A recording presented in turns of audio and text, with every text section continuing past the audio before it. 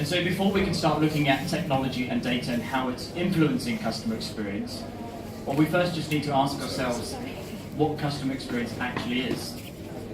And when we consider the occupier as the business paying the rent, well, from their perspective, it's every touch point they go through in the property life cycle.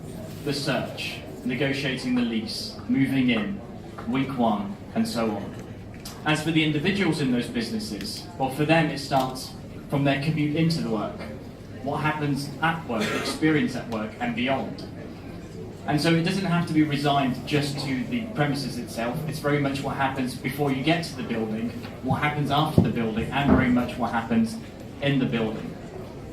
The architect Frank Wright was onto something when he said that architecture is not just about buildings, but about nourishing the lives of those within them. And so when you move from thinking about the physical asset to the livelihood of the people within them, well, then you're moving from thinking about customer experience in the context of what you can touch and what you can feel to what you can touch and what you can see to what you can feel. It's now about the emotional connection you have to your workplace. How does being in your workplace make you feel? What emotional connection do you have to your office building?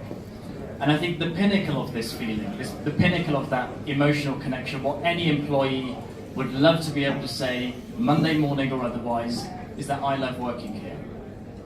Some of you looking at me thinking, if only. And so you might be sitting here thinking, okay, who cares? Why does this matter? Why should I care? Well, according to a recent survey by the British Council of Offices, it matters. Customer experience matters. 55% of underlying business costs are actually staff-related, while just 15% are linked to the real estate itself, rent, etc. Another driving factor is changing demands.